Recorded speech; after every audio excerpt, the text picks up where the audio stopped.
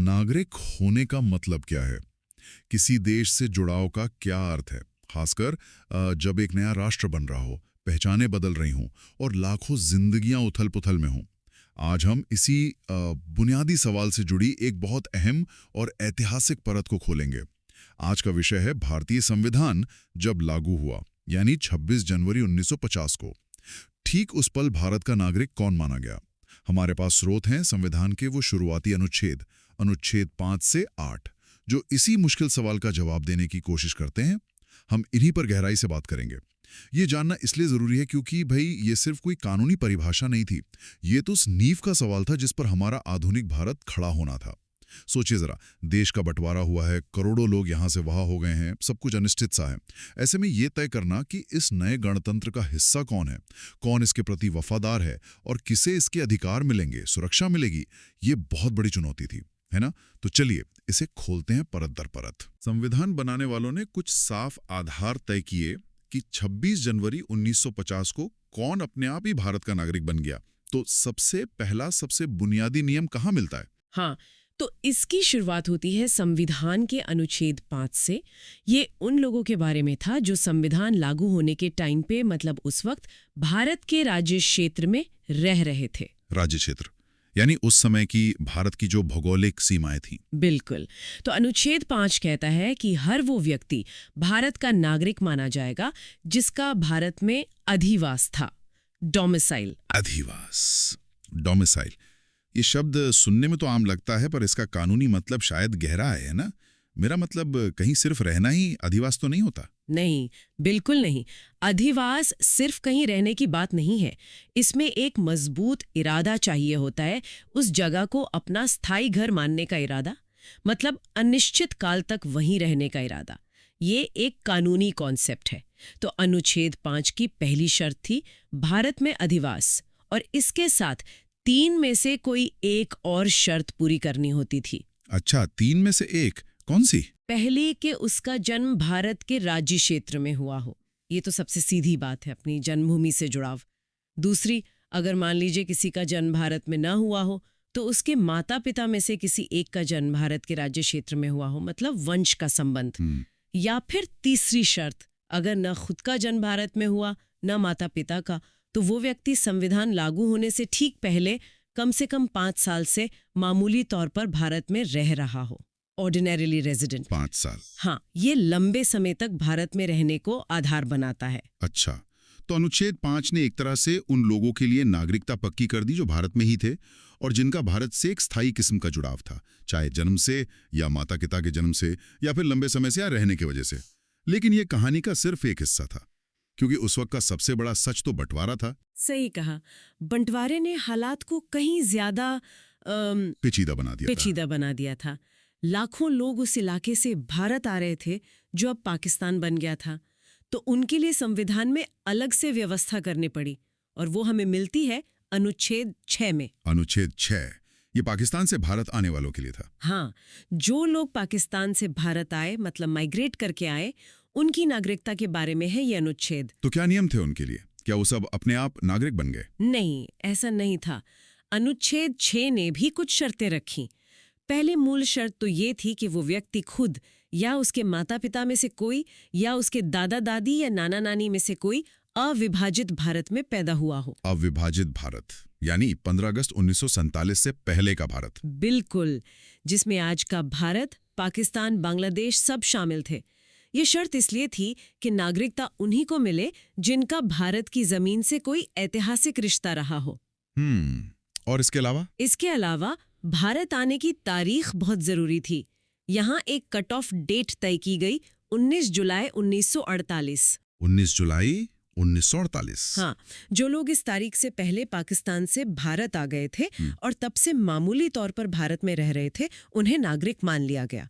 बस वो पहली शर्त पूरी करते हो, यानी खुद या उनके पुरखे अविभाजित भारत में जन्मे हो। अच्छा, 19 जुलाई 48 से पहले। हाँ। और जो लोग इस तारीख को या उसके बाद आए, उनके लिए प्रक्रिया थोड़ी अलग थी। हाँ। थोड़ी ज्यादा फॉर्मल। उन्हें नागरिकता के लिए बाकायदा रजिस्टर करवाना पड़ता था। रजिस्टर करवाना पड़ता था? कैसे? हाँ, उसके लिए उन्हें पहले एक एप्लीकेशन देनी होती थी और एप्लीकेशन देने से पहले उन्हें कम से कम 6 महीने भारत में रहना जरूरी था और साथ ही ये साबित करना होता था कि वो या उनके पुरखे अविभाजित भारत में पैदा हुए थे। ये रजिस्ट्रेशन का काम भारत सरकार के नियुक्त अधिकारी करते थे। ये 19 जुलाई 1948 की तारीख ही क्यों चुनी? इसका कोई खास मतलब था? हाँ, इसका महत्व है। इसी दिन भारत और पाकिस्तान के बीच आने जाने को कंट्रोल करने के लिए परमिट सिस्टम लागू किया गया था। ओह, परमिट सिस्टम। हाँ, तो ये एक तरह की तार्किक लाइन बन गई। जी। इससे पहले जो आए उन्हें मान लिया गया अगर बाकी शर्तें पूरी होती हों, और इसके बाद जो आए उन्हें एक फॉर्मल प्रक्रिया से गुजरना पड़ा।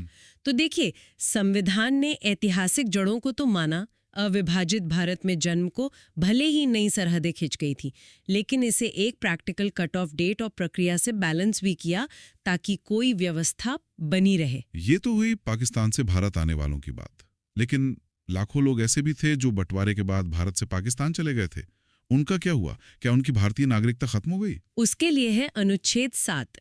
ये साफ कहता है कि अगर कोई व्यक्ति 1 मार्च 1947 के बाद भारत से उस क्षेत्र में चला गया जो पाकिस्तान बन गया था, तो उसे भारत का नागरिक नहीं समझा जाएगा। 1 मार्च 1947, ये तारीख भी जरूरी है। बंटवारे से पहले की है ये तो? हाँ, ये बंटवारे से पहले की है, लेकिन इस समय तक माहौल बहुत बिगड़ चुका था और बड़े पैमाने पर लोग डर और अनिश्चितता की वजह से इधर उधर जाने लगे थे। तो कानून ने इस असलियत को माना। मतलब जो चला गया उसकी नागरिकता गई। क्या इसमें कोई गुंजाइश थी? मान लीजिए कोई मजबूरी में गया हो और वापस आना चाहता हो। हाँ, यहीं पर अनुच्छेद 7 में एक बहुत जरूरी परंतु है, एक एक्सेप्शन है।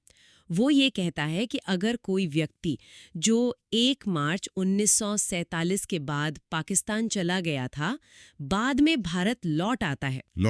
हाँ, लेकिन कैसे लौटता है?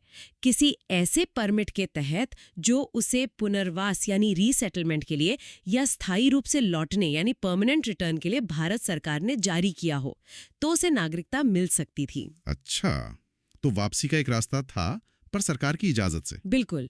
और ऐसे लौटे हुए व्यक्ति पर फिर अनुच्छेद 6 के नियम लागू होते थे। यानी वही नियम जो 19 जुलाई 1948 के बाद पाकिस्तान से आने वालों पर थे। हाँ, बिल्कुल वही। उसे रजिस्ट्रेशन के लिए अप्लाई करना होता था, कम से कम 6 महीने भारत में रहना होता था। ये दिखाता है कि संविधान बनाने वाले मानवीय त्रासदियों को समझ रहे थे। वो जानते थे कि कई लोग शायद घबराहट में या गलत जानकारी की वजह से चले गए होंगे, तो ये उन्हें वापस आने का एक सीमित और कंट्रोल्ड मौका देता था। ये सोचना भी मुश्किल है कि उन लाखों लोगों पर क्या बीती होगी जब उन्हें ऐसे नियमों के तहत अपनी नागरिकता तय करनी पड़ी होगी, वो भी उस उथल-पुथल के माहौल में। ये नियम सिर्फ कानून नहीं, ये तो लाखों जिंदगियों की कहानी कह रहे हैं। बिल्कुल, ये अनुच्छेद उस समय की असाधारण परिस्थितियों को दिखाते हैं। कानून हमेशा समाज की सच्चाइयों और ऐतिहासिक घटनाओं के बीच एक संतुलन बनाने की कोशिश करता है, और ये प्रावधान इसका एक बेहतरीन उदाहरण है।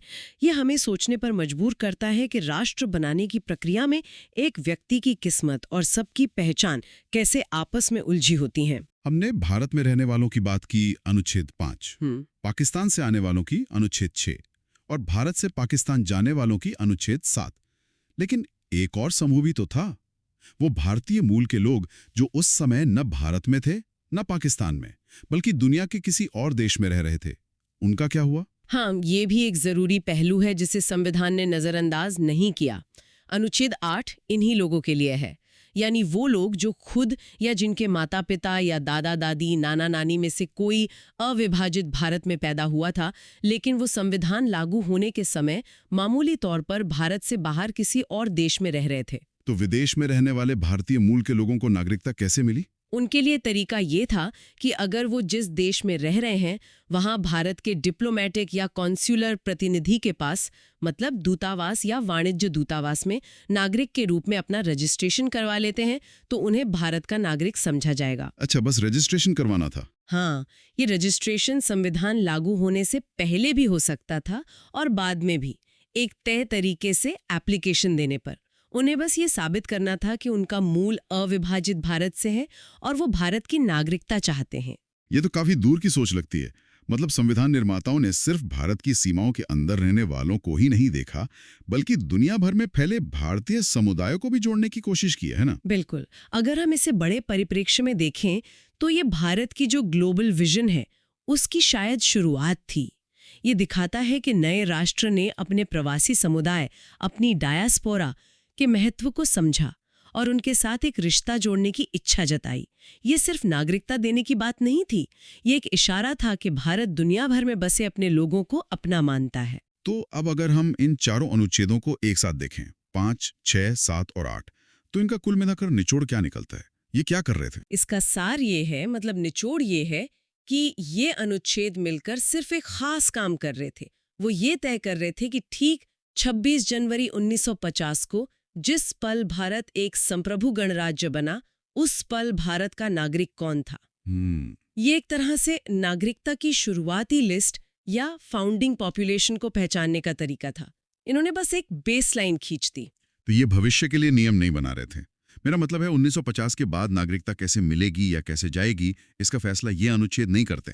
नहीं, बिल्कुल नहीं। ये समझना बहुत जरूरी है। अनुच्छेद 5 से 8 सिर्फ संविधान के प्रारंभ पर नागरिकता तय करते हैं। भविष्य में नागरिकता कैसे हासिल की जाएगी, कैसे खत्म होगी और नागरिकता से जुड़े बाकी सारे मामलों पर कानून बनाने का अधिकार संविधान ने अनुच्छेद 11 के तहत पूरी तरह से भारत की संसद को दे दिया। अच्छा, इसीलिए बाद में संसद ने वो नागरिकता अधिनियम 1955 बनाया, सिटीजनशिप एक्ट। एकदम सही। संसद ने अपनी इसी शक्ति का इस्तेमाल करके वो पूरा कानून बनाया जो आज भी कुछ बदलावों के साथ भारत में नागरिकता के मामलों को तय करता है। तो संविधान के ये शुरुआती अनुच्छेद एक तरह से नींव के पत्थर थे, जिन्होंने गणतंत्र की शुरुआत में नागरिकों के पहले समूह को पहचाना और आगे की इमारत बनाने का काम संसद पर छोड़ दिया। ये शक्ति का एक साफ बंटवारा था जो भविष्य की बदलती जरूरतों के लिए थोड़ी गुंजाइश भी देता था। तो संक्षेप में कहें तो संविधान के लागू होने पर नागरिकता कई चीजों का एक जटिल मिश्रण थी। इसमें भारत में स्थायी रूप से रहने का इरादा यानी अधिवास, जन्म स्थान अपना या माता पिता दादा दादी का, भारत में रहने की अवधि जैसे आम सिद्धांत थे, लेकिन साथ ही इसमें बंटवारे की जो असाधारण परिस्थितियां थीं उनसे निपटने के लिए खास नियम भी थे। पाकिस्तान से आने वालों के लिए अलग शर्तें, पाकिस्तान जाने वालों के लिए अलग नियम और हाँ, विदेश में बसे भारतीयों के लिए भी प्रावधान। हाँ, और ये पूरी तस्वीर हमें बताती है कि भारत ने अपने जन्म के समय नागरिकता जैसे बहुत ही संवेदनशील मुद्दे को कैसे देखा। इसमें हमें समावेशिता के सिद्धांत दिखते हैं, जैसे अधिवास और जन्म के आधार पर नागरिकता देना। साथ ही बंटवारे की जो कड़वी सच्चाई थी उसे मानते हुए प्रैक्टिकल समाधान निकालने की कोशिश भी दिखती है, जैसे प्रवासियों के लिए खास नियम बनाना और वापसी की एक सीमित गुंजाइश रखना। ये दिखाता है कि कानून सिर्फ हवा में नहीं बनता, उसे ऐतिहासिक और मानवीय हालातों में काम करना होता है। और जाते जाते सोचने के लिए एक विचार छोड़ जाते हैं। नागरिकता की ये शुरुआती परिभाषाएं जो 1950 की खास ऐतिहासिक, सामाजिक और राजनीतिक परिस्थितियों की देन थी, आज के दौर में हमारे लिए क्या मायने रखती हैं। जब हम आज नागरिकता, राष्ट्रीय पहचान, आप्रवासन और अपनेपन यानी बिलोंगिंग से जुड़े नए सवालों और बहसों को देखते हैं, तो क्या इन मूल संवैधानिक सिद्धांतों जैसे अधिवास, जन्मभूमि से जुड़ाव या प्रवासियों के प्रति नजरिया की आज की प्रासंगिकता और उनकी व्याख्या पर नए सिरे से सोचने की जरूरत है? ये एक ऐसा सवाल है जो हमें अपने अतीत, वर्तमान और भविष्य के बारे में सोचने पर मजबूर करता है।